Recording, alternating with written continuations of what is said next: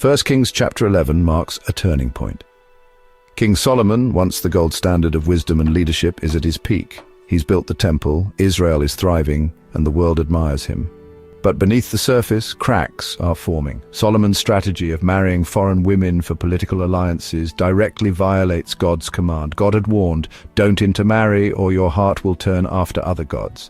Solomon ignored this, clinging to his wives in love. 700 wives, 300 concubines. This wasn't just politics, it was personal, and it set the stage for disaster. The very alliances meant to secure his kingdom would unravel it spiritually and physically. Solomon's wisdom failed him at the most crucial point, obedience to God's clear directive. The golden age was about to end, not because of external threats, but because the king's heart drifted from its foundation.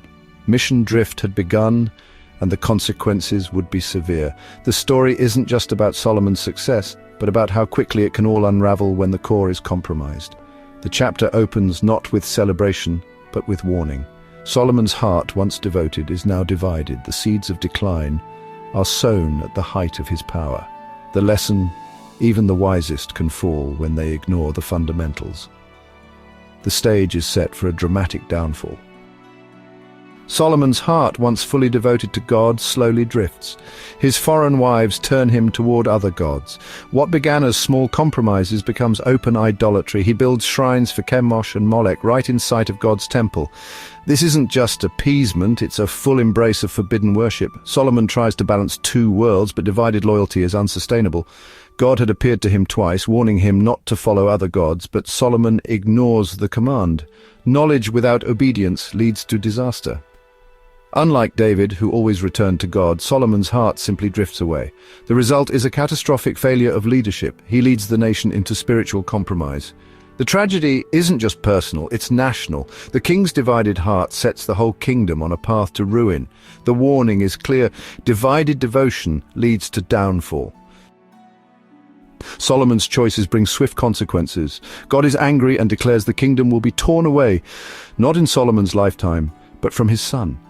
For David's sake, one tribe, Judah, remains, but the united kingdom is finished. Adversaries rise. Hadad the Edomite and Rezon of Aram threaten Israel's borders. The era of peace is over. Instability and conflict return. The most dangerous threat comes from within. Jeroboam, a trusted official, is chosen by God to lead 10 tribes. The prophet Ahijah's dramatic act, tearing a cloak into 12 pieces, signals the coming split. Civil war and division are now inevitable.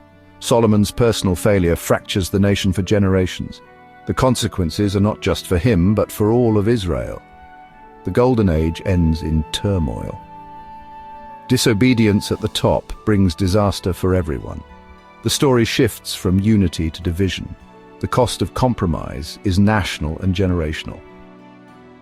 Solomon's failure highlights a deeper problem. No human king, no matter how wise or blessed, is enough. His story creates a longing for a different kind of king, one who won't fail. Solomon's reign foreshadows the Messiah, a son of David, a builder of God's house, a ruler of peace.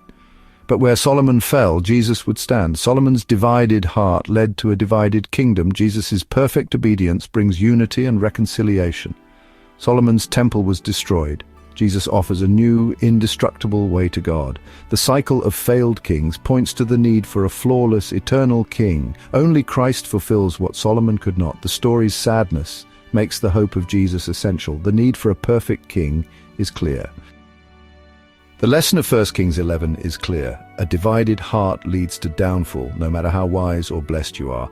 True wisdom is sustained obedience, not just a strong start. Small compromises erode the foundation until everything collapses. Leaders, and all of us, must hold fast to core convictions. God's faithfulness persists even when we fail. His plan is bigger than our mistakes. Solomon's tragic end magnifies the perfection of Christ. Where Solomon offered temporary peace, Jesus offers eternal peace. Where Solomon's wisdom failed, Christ is wisdom itself. The story warns us of our frailty and points us to the King we truly need. That's the lasting wisdom of Solomon's story. Are you ready to continue? Just click here and come along with me to the next chapter.